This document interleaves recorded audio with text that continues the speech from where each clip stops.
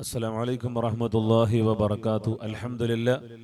الحمد لله رب العالمين. الصلاة والسلام على أشرف المرسلين وعلى آله وصحبه أجمعين. أما بعد. പ്രിയമുള്ള മുഅ്മിനീങ്ങളെ, അല്ലാഹു സുബ്ഹാനഹു വ തആല നമ്മുടെ ജീവിതത്തിൽ ഖൈറും ബറക്കത്തും നൽകി അനുഗ്രഹിക്കുമാറാകട്ടെ. ഒരുപാട് ആൾക്കാർ രോഗികളായി കഴിയുന്നവരുണ്ട്. അല്ലാഹുവരുടെ നമ്മുടേതുമായ എല്ലാ രോഗങ്ങളും പരിപൂർണമായ ശിഫ നൽകുമാറാകട്ടെ. അതേപോലെ തന്നെ കച്ചവടങ്ങളിൽ ബറക്കത്ത് കിട്ടാൻ വേണ്ടി ദുആ കൊണ്ട് വസിയ്യത്ത് ചെയ്തവരുണ്ട്. അല്ലാഹു അവരുടെ കച്ചവടങ്ങളിലെല്ലാം ബിസിനസ്സുകളിലുമെല്ലാം അല്ലാഹു ഖൈറും ബറക്കത്തും നൽകി അനുഗ്രഹിക്കുമാറാകട്ടെ. പ്രിയമുള്ളവരെ, ഇന്ന് നമ്മൾ പഠിക്കാൻ പോകുന്നത് സൂറത്തുൽ ഫാത്തിഹ. അതായത് നമ്മൾ ഇമാമും ജമാഅത്തുമായി നിസ്കരിക്കുമ്പോൾ പള്ളിയിൽ അല്ലെങ്കിൽ വീട്ടിൽ ഇമാമും ജമാഅത്തുമായി നിസ്കരിക്കുക. വീടുകളിൽ ജമാഅത്തായി നിസ്കരിക്കുന്നത് പതിവ് വളരെ കുറവാണ്. എന്നാലും ചില വീടുകളിലൊക്കെ ഇമാമും ജമാഅത്തുമായിട്ട്, അതായത് മക്കളെയും ഭാര്യയും ഭർത്താവും മക്കളെല്ലാം ഒന്നിച്ച് നിസ്കരിക്കാറൊക്കെ ഉണ്ട്. അപ്പം എന്തായാലും ജമാഅത്ത് നിസ്കരിക്കുമ്പോൾ ഇമാമും മഅ്മൂമും ഉണ്ടാകും. അപ്പൊ ഇമാമും മഅ്മൂമുമായി നിസ്കരിക്കുന്ന സമയത്ത് ഇമാമു ഫാത്തിഹ ഓതും.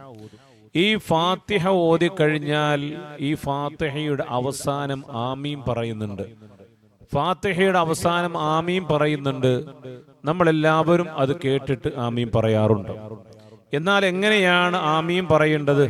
സൂറത്തുൽ ഫാത്തിഹ നമ്മളെല്ലാവരും ഓതുന്നവരാണ്. നിസ്കാരത്തിൽ നിർബന്ധമായും ഓതേണ്ട സൂറത്താണ് സൂറത്തുൽ ഫാത്തിഹ എന്ന് പറയുന്നത്. നമ്മൾ പഠിക്കണം എൻ്റെ പ്രിയപ്പെട്ടവരെ. ഫാത്തിഹ ശരിയായില്ലെങ്കിൽ നിസ്കാരം ശരിയാവുന്നതല്ല. സൂറത്തുൽ ഫാത്തിഹ നമ്മൾ ഓതി പഠിക്കണം. എൻ്റെ പ്രിയപ്പെട്ട ഉപ്പമാരോടും സഹോദരിമാരോടും ഉമ്മമാരോടും പറയാണ്, നമ്മൾ സൂറത്തുൽ ഫാത്തിഹ നല്ല രീതിയിൽ തന്നെ അത് ഖിറാഅത്ത് അറിയുന്നവരോട് ചെന്നിട്ട് നമ്മൾ ഓതി പഠിക്കുക തന്നെ വേണം. ഒരു മടിയും അതിൽ നമ്മൾ കാണിക്കാൻ പാടില്ല. കാരണം നമ്മുടെ നിസ്കാരം ബാത്തിലാകുന്ന കാര്യമാണ്. നമ്മൾ അൽഹംദുലില്ലാഹി റബ്ബിൽ ആലമീൻ അർറഹ്മാൻ റഹീം എന്ന് പറഞ്ഞാൽ നമ്മൾ ഓതും.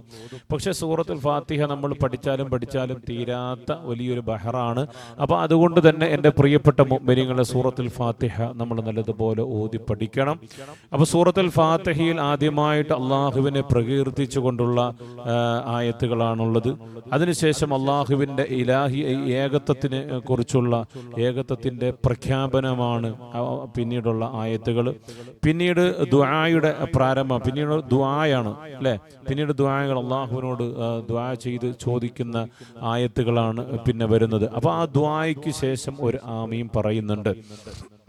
അപ്പൊ ആ ആമീൻ പറയേണ്ടത് എങ്ങനെയാണ് എന്ന് ഹബീബായ റസൂലുള്ളാഹി സ്വല്ലല്ലാഹു അലൈഹി വസല്ലം തങ്ങൾ പഠിപ്പിക്കുന്നുണ്ട്. നബി ഹുറൈറ റളിയല്ലാഹു അൻഹു ഖാല റസൂലുള്ളാഹി സ്വല്ലല്ലാഹു അലൈഹി വസല്ലം ഇദാ അമ്മനൽ ഇമാമു ഫഅമ്മിനു ഫഇന്നഹു മൻ വാഫഖ തഅമീനുഹു തഅമീനൽ മലായികത്തി ഗുഫിറ ലഹു മാ തഖദ്ദമ മിൻ ദംബിഹി.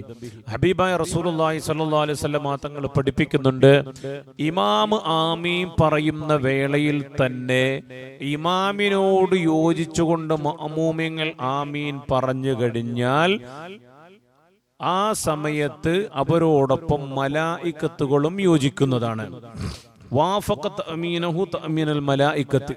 മലായികത്തുകളുടെ ആമീനിനോട് അത് യോജിക്കുന്നതാണ്. അപ്പൊ മലായികത്തുകളുടെ ആമീൻ, അപ്പൊ ഇമാം ആമീൻ പറയുമ്പോൾ ഗൈറിൽ മഗ്ലൂബി അലൈഹിം എന്ന് എന്ന ആ ആയത്ത് അങ്ങോട്ട് അവസാനിക്കുന്ന സമയത്ത് ഇമാം ആമീൻ പറയുമ്പോൾ മലായികത്തുകൾ ആമീൻ പറയും. അപ്പൊ ആ മലായികത്തുകളുടെ ആമീനോട് നമ്മുടെ ആമീൻ യോജിക്കണമല്ലോ. അതുകൊണ്ട് ഇമാം പറയുന്നതോടൊപ്പം തന്നെ മഅ്മൂമിങ്ങളും ആമീൻ പറയണം. അങ്ങനെ മലായികത്തുകളുടെ ആമീനിനോട് നമ്മുടെ ആമീൻ യോജിച്ചു കഴിഞ്ഞാൽ അവിടെ കിട്ടുന്ന പ്രതിഫലം എന്ന് പറയുന്നത് എന്താണ്? ഗുഫിറ ലഹു മാ തഖദ്ദമ മിൻ ദംബിഹി. നിന്റെ മുൻ കഴിഞ്ഞു പോയ പാപങ്ങൾ അല്ലാഹു തആല പുറത്തു തരുമെന്ന് ഹബീബായ റസൂലുള്ളാഹി സ്വല്ലല്ലാഹു അലൈഹി വസല്ലമ തങ്ങൾ പഠിപ്പിക്കുന്നുണ്ട്. അപ്പോൾ മലായികത്തുകളുടെ ആമീനോട് യോജിക്കുക എന്ന് പറയുമ്പോൾ അതിനകത്ത് ഒരുപാട് വിശദീകരണങ്ങളൊക്കെയുണ്ട്. അല്ലാഹുവിന്റെ റസൂൽ സ്വല്ലല്ലാഹു അലൈഹി വസല്ലമ തങ്ങൾ പറയുന്നു, ആ മലായിക്കത്തുകൾ നമുക്ക് റഹ്മത്തിന് വേണ്ടിയിട്ട് ദുആ ചെയ്യുന്നതാണ്. അപ്പൊ നമ്മുടെ ആമീൻ യോജിക്കുക. അപ്പൊ അല്ലാഹു തആല പെട്ടെന്ന് മലായിക്കത്തുകളുടെ ആമീനോട് വേണ്ടിയിട്ട് ആമീനോട് നമ്മുടെ ആമീൻ യോജിച്ചു കഴിഞ്ഞാൽ അള്ളാഹു നമ്മുടെ പാപങ്ങൾ പുറത്തു തരുന്നതാണ്. മാത്രമല്ല അല്ലാഹു തആല അതുവഴി നമുക്ക് ഒരുപാട് കാര്യങ്ങൾ ആ ദുആ അല്ലാഹു തആല സ്വീകരിക്കുന്നതാണ്. അപ്പൊ ചില ആൾക്കാർ പറയും, എന്റെ ദുആ ഇതുവരേക്ക് ഞാൻ ആമീൻ പറഞ്ഞല്ലോ എന്നിട്ട് ദുആ സ്വീകരിച്ചില്ലല്ലോ എന്നൊക്കെ പറയുന്ന ആൾക്കാരുണ്ട്. അതെന്തുകൊണ്ടെന്ന് പറഞ്ഞു കഴിഞ്ഞാൽ നമ്മൾ ഫാത്തിഹ ശ്രദ്ധിക്കുന്നില്ല എന്നതുകൊണ്ടാണ്. ആമീൻ കേൾക്കുമ്പോൾ നമ്മൾ ആമീൻ പറയുന്നു, ആമീൻ കേൾക്കുമ്പോൾ ആമീൻ പറയുന്നു, അതുവരെയും നമ്മൾ ചിലപ്പോൾ ചില ആൾക്കാർ നിസ്കരിക്കാൻ വേണ്ടി വന്ന് കൈകെട്ടി ഇമാമ് കൈകെട്ടി ഫാത്തിഹ ഓതി ചിലപ്പോൾ തീരാറാകുന്ന സമയത്തായിരിക്കും അങ്ങോട്ടും ഇങ്ങോട്ടും എല്ലാം നോക്കി എത്ര ഫാനുണ്ട്, എത്ര പള്ളിക്ക് എത്ര തൂണുണ്ട്, പള്ളിക്ക് എത്ര ലൈറ്റ് ഉണ്ട് എന്നൊക്കെ അങ്ങോട്ടും ഇങ്ങോട്ടൊക്കെ തിരിഞ്ഞു കളിഞ്ഞതിന് ശേഷമാണ് എന്ത് ചെയ്യുന്നത്, ഒരു ഗഫലത്ത്, ഒരു അശ്രദ്ധ പോലെ ചെയ്തിട്ട് ഒരു താല്പര്യമില്ലാത്ത രൂപത്തിൽ ചെയ്യുന്ന ആൾക്കാരൊക്കെ ഉണ്ട്. അപ്പൊ അവർക്ക് എങ്ങനെയാണ് ആമീൻ പറഞ്ഞു കഴിഞ്ഞാൽ അതിന് പ്രതിഫലം കിട്ടുന്നത്? അതുകൊണ്ട് റസൂലുള്ളാഹി സ്വല്ലല്ലാഹു അലൈഹി വസല്ലം തങ്ങൾ പറയുന്ന നബി മൂസൽ അശ്അരി റളിയല്ലാഹു തആല അൻഹു قال قال رسول الله صلى الله عليه وسلم اذا صليتم فاقيموا صفوفكم ثم ليؤمكم احدكم فاذا كبر فكبروا واذا قال غير المغضوب عليهم ولا الضالين فقولوا آمين يجيبكم الله. അല്ലാഹുവിന്റെ റസൂൽ സല്ലല്ലാഹു അലൈഹി വസല്ലം തങ്ങൾ പഠിപ്പിക്കുകയാണ്, നിങ്ങളിൽ ഒരാൾ നിങ്ങൾ സഫ് കെട്ടുമ്പോൾ സഫ് നേരെ കെട്ടണം, വളഞ്ഞു കെട്ടാൻ പാടില്ല, നേരെ ആയിരിക്കണം, കാൽപാദങ്ങളൊക്കെ നേരെയാക്കി. അല്ലെ നമ്മൾ ഇമാമ് പറയത്തില്ലേ, സുഫുഫുക്കും, നിങ്ങളുടെ സഫുകളൊക്കെ നന്നാക്കി വെക്കുക. നന്നാക്കി വെക്കുക എന്ന് പറഞ്ഞാൽ നേരെയാക്കി, നിങ്ങൾ സഫുകൾ നേരെയാക്കി കെട്ടുക. സഫുകളുടെ ഇടയിൽ വലിയൊരു അകൽച്ചകൾ പാടില്ല. സഫുകൾ നല്ല രീതിയിൽ സഫുകൾ കെട്ടണം. എന്നിട്ട് നിങ്ങളുടെ ഇമാമ് തക്ബീർ ചൊല്ലിയാൽ നിങ്ങളും തക്ബീർ ചൊല്ലണം. ഇനി അദ്ദേഹം ഗൈറുൽ മഗ്ലൂബി അലൈഹിം വലദ്ദാലീൻ എന്ന് പറഞ്ഞു കഴിഞ്ഞാൽ ഫഖൂലു, നിങ്ങൾ പറയണം ആമീൻ എന്ന് പറയണം. എന്ന് പറഞ്ഞാൽ യുജിബുകുമുല്ലാഹ്, അല്ലാഹു നിങ്ങൾക്ക് പെട്ടെന്ന് തന്നെ അതിന് മറുപടി, ആ ദുആയ്ക്ക് ഉത്തരം നൽകും എന്ന് ഹബീബായ റസൂലുള്ളാഹി സ്വല്ലല്ലാഹു അലൈഹി വസല്ലമ തങ്ങൾ പഠിപ്പിക്കുകയാണ്. അപ്പൊ ഈ ആമീന്റെ പ്രത്യേകത വളരെ വലുതാണ്. നമ്മൾ വളരെ ശ്രദ്ധിക്കേണ്ട ഒരു കാര്യമാണ്. അല്ലാതെ നിസ്കരിക്കാൻ വേണ്ടിയിട്ട് കടന്നു വന്നിട്ട് നമ്മൾ ഇബ്ലീസിന്റെ പണികൾക്ക് നമ്മൾ കടന്നു പോകരുത്. ഈ ഫാത്തിഹ നല്ലതുപോലെ പഠിക്കാൻ വേണ്ടിയിട്ട് നമ്മൾ ശ്രദ്ധിക്കണം. ഫാത്തിഹ നിസ്കാരത്തിലെ നിർബന്ധമായ ഘടകമാണ്. ആ ഫാത്തിഹ നമുക്കറിയാം, നമ്മൾ വിചാരിക്കുന്നത് എനിക്ക് ഫാത്തിഹ അറിയാം എന്നാണ്. പക്ഷേ നല്ല ഖാരിന്റെ അടുക്കൽ പോയി നമ്മൾ പഠിച്ചു നോക്കണം.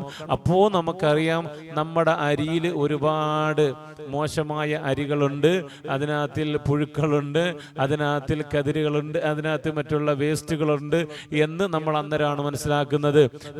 കാരണം എന്ന് പറഞ്ഞാൽ അതുവരെ നമ്മൾ വിചാരിക്കുന്നത് എൻ്റെ കയ്യിലിരിക്കുന്ന അരിക്ക് ഒരു കുഴപ്പവും ഇല്ല, ആ അരി വേവിച്ച് കഴിക്കാമെന്നാണ്. പക്ഷേ നല്ല അതിനെക്കുറിച്ച് അറിയുന്ന ആൾക്ക് ചെന്നാൽ അതിനകത്തുള്ള വിഷാംശങ്ങളും വേസ്റ്റുകളും ഒക്കെ നമുക്ക് തിരിച്ചു തരുന്നത് പോലെ നമുക്കറിയാം, നമുക്ക് ഫാത്തിഹ നമ്മൾ പഠിച്ചിട്ടുണ്ട് എന്നാണ് നമ്മൾ വിചാരിക്കുന്നത്. ഫാത്തിഹ എനിക്കറിയാം എന്നാണ് നമ്മൾ വിചാരിക്കുന്നതെങ്കിൽ അതിനെക്കുറിച്ച് നല്ല അഗാധമായ പാണ്ഡിത്യമുള്ള ആൾക്കാരുടെ മുന്നിൽ പോയി നമ്മൾ പഠിക്കുമ്പോൾ അതിൻ്റെ തെറ്റുകൾ നമുക്ക് മനസ്സിലാക്കാൻ കഴിയുന്നതാണ്. അതുകൊണ്ട് ഇനി സമയം നമ്മൾ വേസ്റ്റ് ആക്കാതെ പെട്ടെന്ന് തന്നെ ആ സൂറത്തുൽ ഫാത്തിഹ പഠിക്കാനും, അത് ആരോട് ചോദിച്ചു, നമ്മുടെ കുഞ്ഞു മക്കളൊക്കെ ഫാത്തിഹ പഠിക്കുന്നുണ്ടെങ്കിൽ അവർ ഹാഫിളീങ്ങളാണെങ്കിൽ ആ ഹാഫിളീങ്ങളോട് ചോദിച്ചിട്ട് നിങ്ങൾക്ക് ധൈര്യമായിട്ട് പഠിക്കാൻ ഒരു കുഴപ്പമില്ല. മക്കളുടെ മുന്നിൽ നമ്മൾ താന്നു പോകുന്നില്ല. കാരണം ഇൽമിന്റെ വിഷയത്തിൽ ആളിന്റെ വലിപ്പമോ വണ്ണമോ ഒന്നും നോക്കിയിട്ടൊന്നുമല്ല, ചെറുപ്പമൊന്നും നോക്കിയിട്ടല്ല. ആർക്കാണോ ഇൽമുള്ളത് ആ ഇൽമുള്ള മനുഷ്യന്റെ അടുക്കൽ നിന്ന് നമുക്ക് പഠിക്കാം. അതിന് യാതൊരു കുഴപ്പമില്ല. അത് ഏറ്റവും ഗുണമുള്ളൊരു കാര്യമാണ്. അത് തവാളുആണത്. അല്ലാഹു തആല നമുക്ക് ഈമാൻ നൽകി അനുഗ്രഹിക്കുമാറാകട്ടെ. നമ്മുടെ ഇബാദത്തുകളൊക്കെ അല്ലാഹു തആല സ്വീകരിക്കുമാറാകട്ടെ. അല്ലാഹു തആല ധാരാളം ഇബാദത്തുകൾ ചെയ്യാനും ഇൽമുകൾ കരസ്ഥമാക്കാനും അല്ലാഹു നമുക്ക് തൗഫീഖ് നൽകുമാറാകട്ടെ. ആമീൻ യാ റബ്ബൽ ആലമീൻ. അസ്സലാമു അലൈക്കും വറഹ്മത്തുള്ളാഹി വബറകാതുഹു.